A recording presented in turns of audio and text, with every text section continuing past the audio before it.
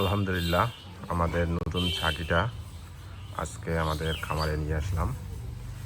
5 দিন কোয়ারেন্টাইনে ছিল এবং ট্রিটমেন্ট চলছিল শিংয়ের ব্যথার, যেটা আপনাদের এর আগে জানিয়েছিলাম। তো মোটামুটি এখনও অনেক সুস্থ আছে। তবে ছাগিটা আসলে প্রেগনেন্টই মনে হচ্ছে, কারণ বিক্রেতা আমাকে বলেছিলাম আমি এর আগে ভিডিওতে যে অনেক করে বলেছিল যে প্রেগনেন্ট আছে, কিন্তু আমি আসলে হাটের মধ্যে ছাগল যেটা কেনা বেচা হয় বা যেটা কেনার সময় আসলে ওদের কথায় বিশ্বাস করে কিনি না। কিন্তু বর্তমানে ওর পেটের অবস্থা দেখে মোটামুটি একটা আইডিয়া পাওয়া যাচ্ছে যে ও হয়তো বা প্রেগনেন্ট।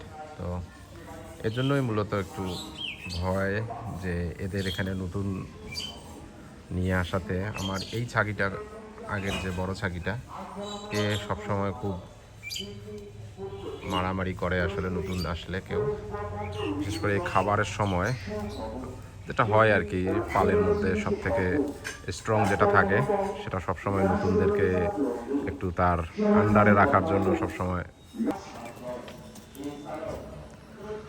তো ও এখানে এসে খুব খুশি, খুবই আনন্দ পাচ্ছে।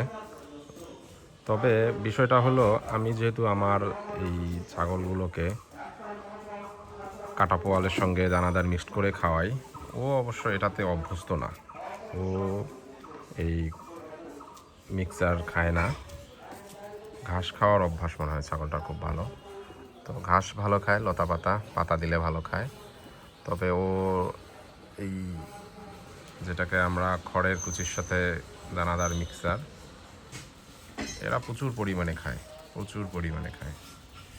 কিন্তু ও এখনও এটার সাথে হ্যাবিট হচ্ছে না, সময় লাগবে।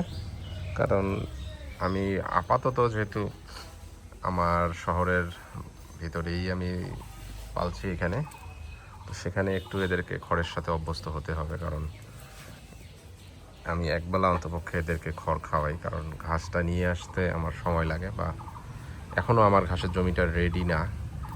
ঘাস লাগানো হয়ে গেছে, কিন্তু কাটা এখনও সম্ভব হচ্ছে না, সময় লাগবে আরও হয়তো বা 1 মাস। এ পর্যন্ত একটু ঘাসের সংকট থাকবে। তবে এই ঘাসের সংকটটা যেভাবে হোক আমাকে খুব দ্রুত কাটায় উঠতে হবে। এখানে পানি থাকে, স্বচ্ছ পানি থাকে সবসময়। তো দোয়া করবেন সবাই যেন আল্লাহর রহমত ও ভালো থাকে, সুস্থ থাকে। আবার আগামীতে আপনাদের সাথে কথা হবে ইনশাল্লাহ। আসসালামু আলাইকুম।